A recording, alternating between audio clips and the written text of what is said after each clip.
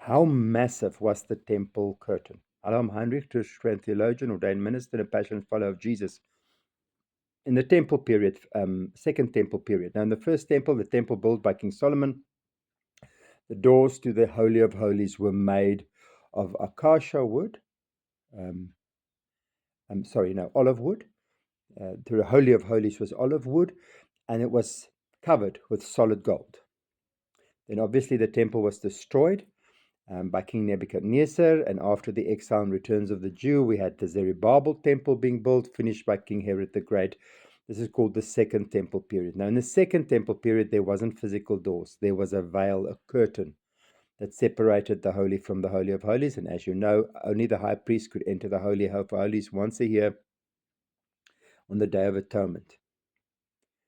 But that curtain, remember the Second Temple period, the temple was massive. The Holy of Holies and the holy place was enormously big.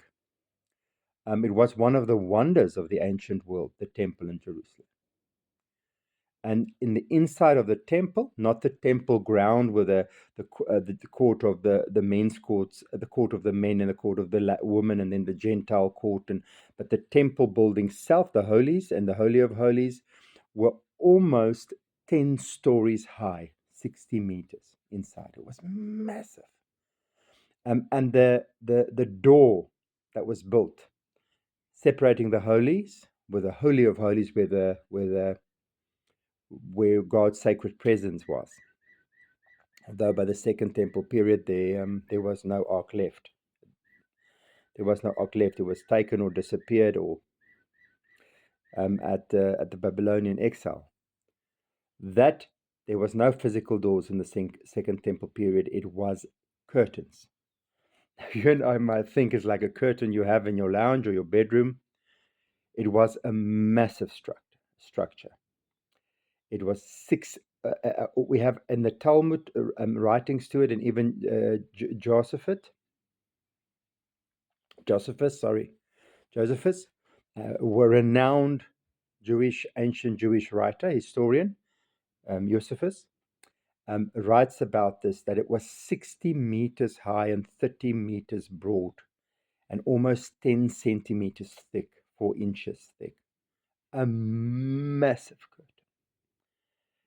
It says in the writings that it took a few hundred priests to handle this curtain when it needed to be handled. Sure. And to think that curtain tore from top to bottom the moment Jesus died. The gospel tells us. It tore from top to bottom, this massive structure torn all through, symbolizing that we have now access to Christ, to God the Father through Christ. What a beautiful, beautiful bit of knowledge, how massive this temple veil was that tore. It's not a thin little curtain that just tore, a massive structure that tore from the top to the bottom the moment Jesus breathed his last. Keep your eyes fixed on heaven.